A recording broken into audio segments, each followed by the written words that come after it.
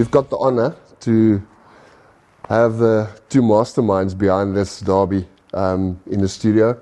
Pieter Rossouw, Sean Erasmus, the two head coaches of Paul Gymnasium and Paul Blindside.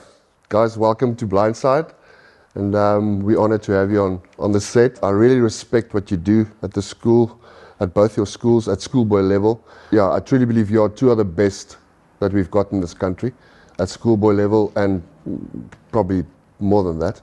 And it's an honour that the country should have more the likes of you in schoolboy rugby, developing players. Pieter, Sean, welcome to Blindside Rugby. Both of you achieved so much as coaches. What is it about schoolboy rugby that makes it so special? I think maybe the dreams of the kids. I've coached professional, and for me it was an easy transition to schoolboy level because the kids really want to play well. Right? They don't have a problem to train hard, and they just love schoolboy rugby. Ja, dit is nog rauw en erg. Yeah, the parents that is involved and the old boys that is involved really love to support their teams, and the quality of rugby that is being played at schoolboy level is making it really nice to watch as well. So yeah, I agree with Pieter. It's like, you're just working with people in the first place that keep you young. They keep us young. The game evolves so quickly at schoolboy level, so I think that's what also sort of like brings me to the table. I love that challenge. There's still that like massive pride, and you like walk in there and it's just all about pride. That's all. The badge on the chest is a lot more important than the name on the back of the jersey. So yeah, that's why I'm there. Surely there's that ethos within you as a person, and what you believe in as the culture, what a culture in rugby should be. I mean, surely that comes from you as well. I think every coach got a different style, and at schoolboy level, a lot of the coaching there is it's about the kids mostly, and that latch on to the values of the school. But I will tell you, the jersey is very important. Kids will stop doing the wrong things so they can play for their school and put on that jersey. Same for Blindside, same for Paul Jim, same for Alfie, Paul Roos, Gray. They will die for that jersey. Obviously, you want to manage the kids really well in terms of that it's not just about rugby. It's about a lot of different things. And what person are you outside of rugby? And also, you get a lot of kids. They struggle. They come out of houses where parents may be divorced or they lost a parent, and you're the person they want to listen to or keen to listen to because you're the coach, you're the rugby coach, and that's where they basically feel they can be themselves. So you got a lot of responsibility in terms of that, in terms of mentorship, how you can help kids off the rugby field. Ja, is die enigste konstante wat hulle het. Yes. Hulle opdaag vir oefening. I think we're pretty much aligned with our culture and our values. It obviously changes a little bit from here to there, but I think, we always talk about that family environment that boys are, like everybody says, when you read high performance books, everybody's like, rugby teams are not families, and we sort of go back and say, well, it's for us, it's different, in the sense that you've got a group of coaches that collectively have to implement a culture that serves the team in a way that they sort of keep on looking at you and going like, cheapers, but that doesn't happen at home, or that doesn't happen in my personal life, but yeah, it's okay. And like Pieter says, with the power of that jersey and that responsibility to represent your school, we are able to instill some values and culture through that where a player respects that authority. And people always say to me, like, what's the difference between coaching pro when I was at the Lions and coaching at Blindside and whatever like that. And I just think that sort of discipline and culture that's instilled, they're not saying that they don't have it in pro teams, but it's so different and so pure at schoolboy level that's everything. Like every weekend the stands are full.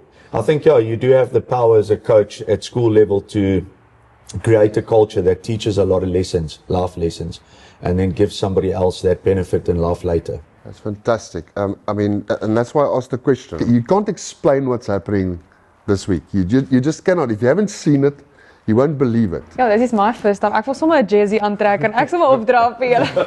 I think most of your pressure would probably consist of parents that are not that happy of someone not playing, or somebody not being in a side that maybe should have been in a side. How do you handle that type of pressure? Neil de Bruyn's just been appointed as our director of rugby. Neil and I coached at the Lions together, so it was sort of like a effortless transition for me, and I think he helps a lot with a lot of those pressures, which is quite nice to have that buffer. I've never had that before. It is tough a lot of times, but I think those are isolated incidents a lot of times. We try and always be fair and run it, according to the book as much as possible. It's hard for me sometimes because I like everybody to be happy. I like it to be a happy environment. I like it to feel like, you walk into a room and everybody's satisfied, but that's not always what it is. Everybody, when he comes in with that expectation, like, I'm good enough to play first team. I'm good enough to get a provincial contract. I'm good enough. And then sometimes, you might feel it's a little bit different in your team environment, or it doesn't work like that, or you want to develop him further. And then obviously you do have people that are unhappy. But I think, having a director of rugby then and a very good coaching group that work with me, we're able to close the door and sort of sit down and go like, okay, sometimes our selection meetings take 3 hours. We literally take out clips, we take out our GPS status thing, our conditioning guy comes in, our team doctor comes in. What do you think? Everybody sort of talks about how that team is selected in that environment. So you do get unhappiness, but I must say you also get a lot of support. A lot of people that sort of walk in and go like, we can see what you guys are doing, it's awesome, like, keep going. I like what you say. I mean, you don't, and I see a lot of coaches make the mistake in, and it's personal opinion, I mean, I can be wrong, but yes, there's emotional decisions sometimes, but that, I don't know, that's my opinion. That's not necessarily how you pick a rugby side. Pieter, what's your opinion on that? So we have a lot of things we take into account when we select a team. I think out of my history playing professional rugby, coached professionally at the Bulls, I maybe tend to get less people telling me I don't know what I'm doing. We've been playing good rugby. Our team is playing well. We pretty much make most of the time the right decision selection-wise. But I don't have a problem to have a meeting or what, with a parent. And most of the time, the kid will tell the parent, but he's not picked. But maybe he only picks up for 3 gym sessions in 6 months.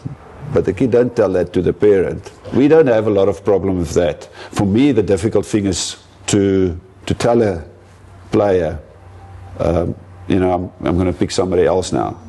But that's the most difficult, because all the players got dreams, and a lot of the dreams are to play first team, but basically to play in the school's first team.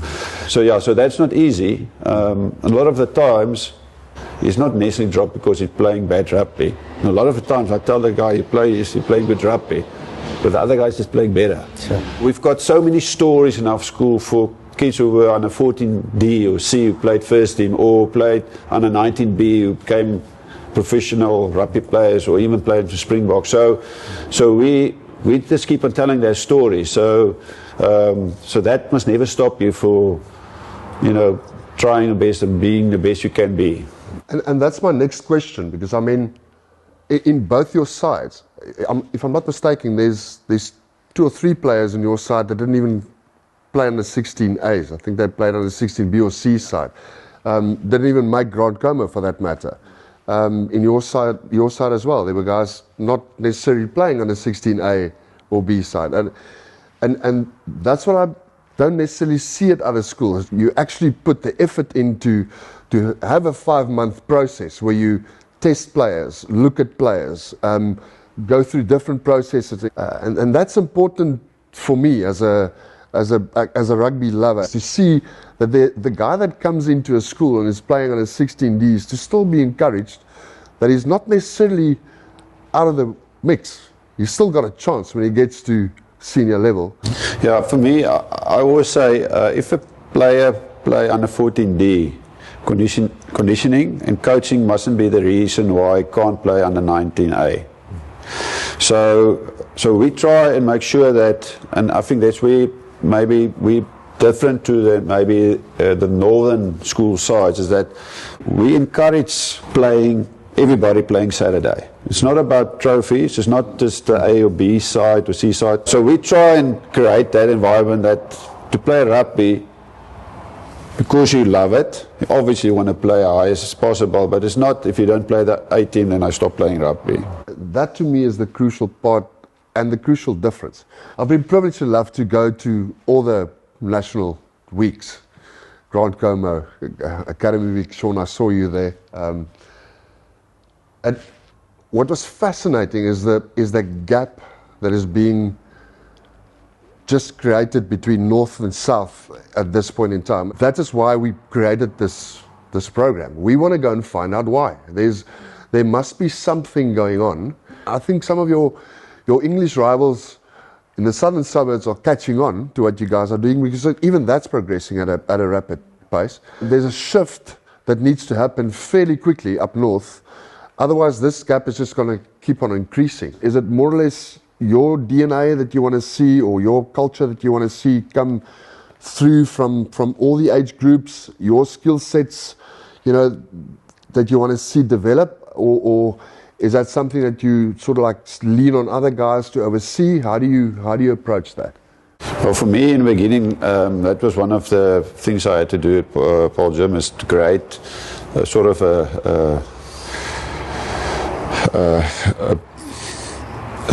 a blueprint, or maybe I must say a green print. Oh, it's a blueprint. I was waiting for you. I thought, should I say it or no? I'm not going to leave it. He's going to say blue now. He's going to say it. So the idea is to create that green print in terms that everybody more or less do the same. Every coach can he can do his own thing as well in terms of innovation, but he must try and stay more or less with the same structure.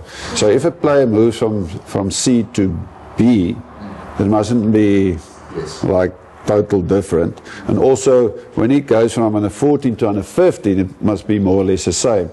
Otherwise, you create a lot of uncertainty. We want to make it as easy as possible for the kids to adapt, and what team ever and under what coach that they play as well. I think we did it first, and then you guys did it the same as us. That's maybe what happened. Because you were there long before me, so. No, I think I was obviously head of rugby before Neil, as well as the head coach, and I think that was the first thing when I started in 2014, was to establish a blueprint, but more importantly also to establish a coaching pathway for the coaches. So we put together our first and seconds, and then we started putting that together, and then also put a coaching staff together that existed of a head coach and 2 assistant coaches, because I think that's also important when you look at the blueprint. You don't want to take away too much individual excellence from a coach, but the lingo, the battle talk is all the same sort of down the school, and it is very important in a big school. I mean, we are 28 rugby teams now, we're 50 coaches, so you can't just say, okay, you all do whatever you think is good, and then we'll see each other on Saturday, and then you look at it and you go, wow.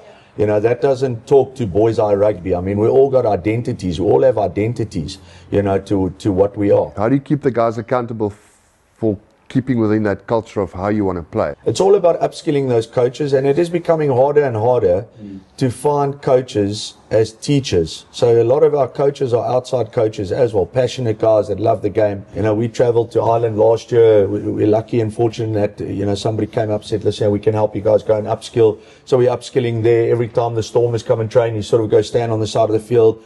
But actually for a schoolboy coach, there's very little environment for them to upskill, and then once again that sort of shows down to what everybody else is doing. Not being somebody peeking over your shoulder, but being that support structure and saying gee, that was really good if you thought about it this way, and the guys, no, I never thought about it because I always do it this way.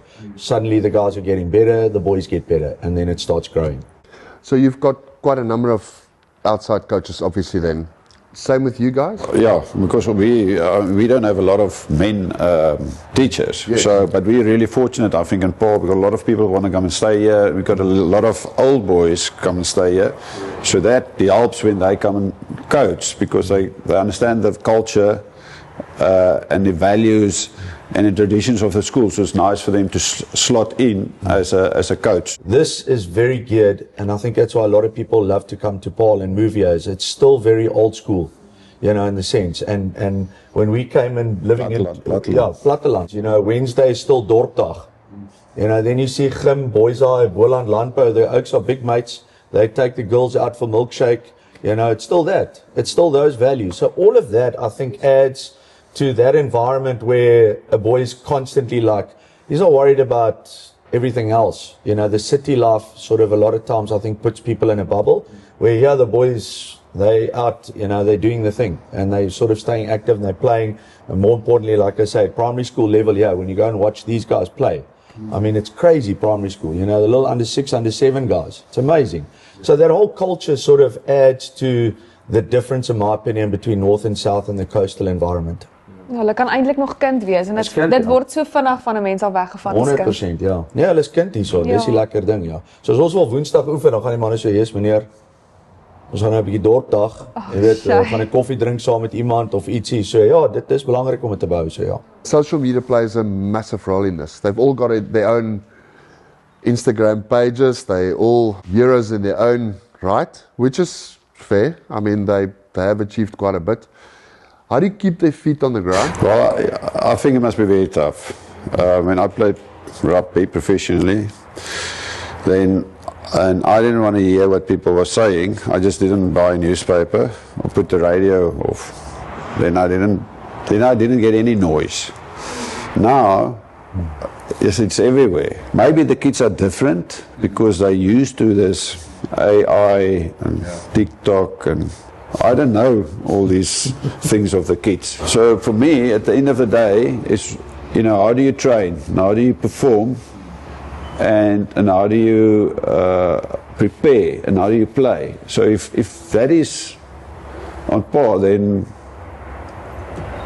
it's fine.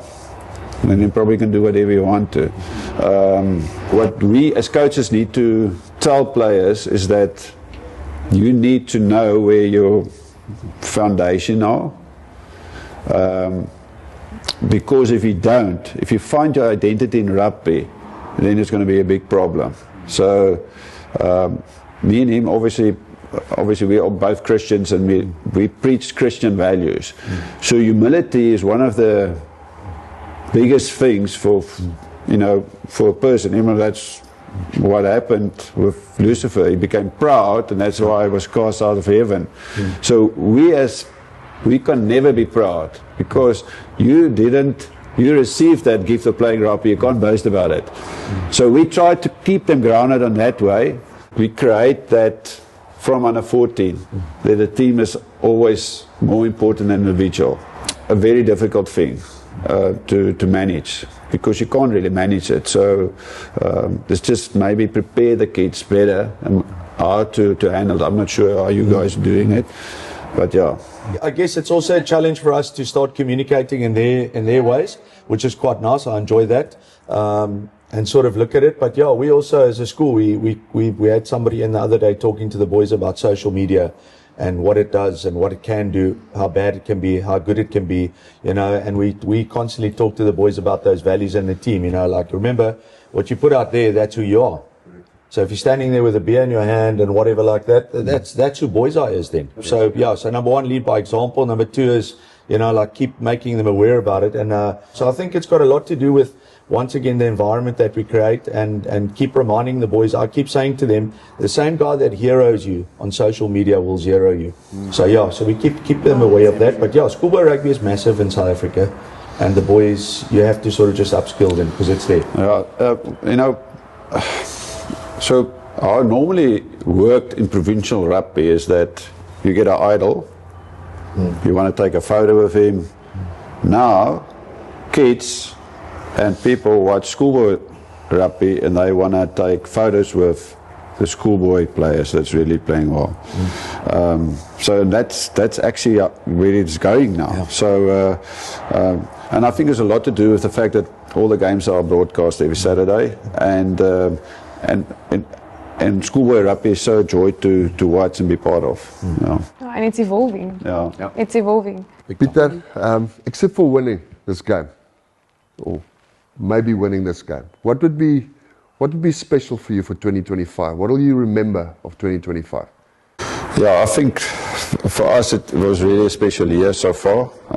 I think a lot better than we initially thought. A lot of grade 11 players made the step up, and the fact that we played some really good rugby and we scored some really nice tries. I like playing attacking rugby, I know Sean as well. So that was really a great pleasure for me to be part of this team this year. Obviously, next week is a big game, and it'll be really nice to finish it off with a win. Likewise for Boise as well. But at the end of the day, you do what you do, and what must be. So, but it was really a special year to be part of.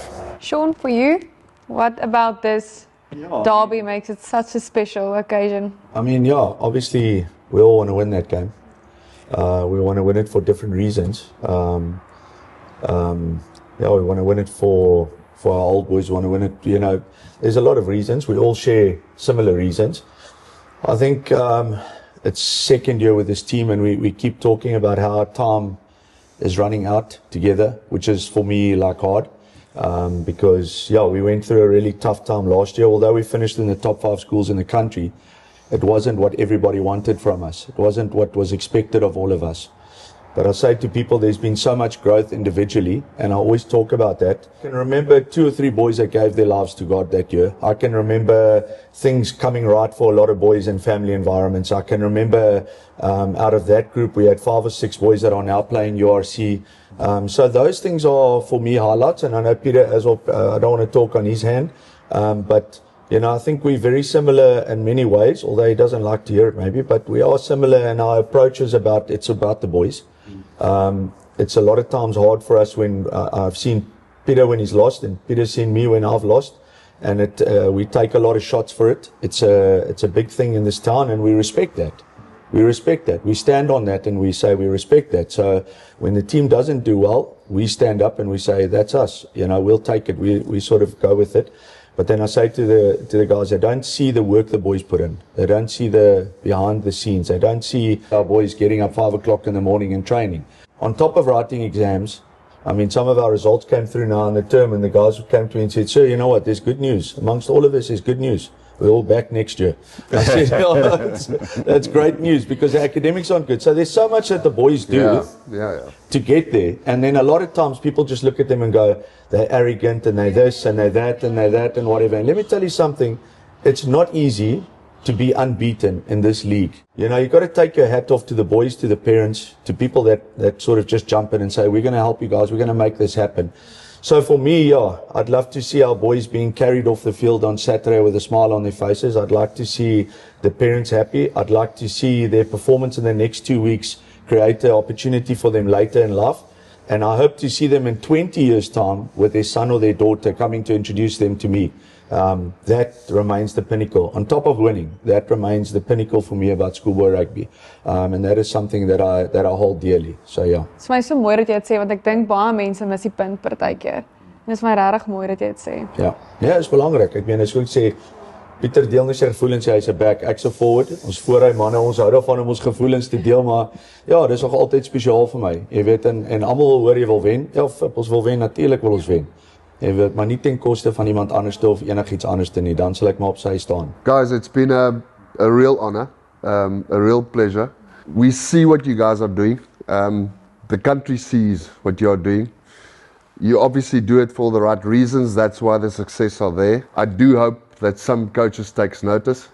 I do hope that some coaches come and sit with a notepad and a pen, and get some advice. And I'm sure you are the type of guys that will say, hey guys, come and sit next to me anytime. I'll open my books. Thank you once again, guys.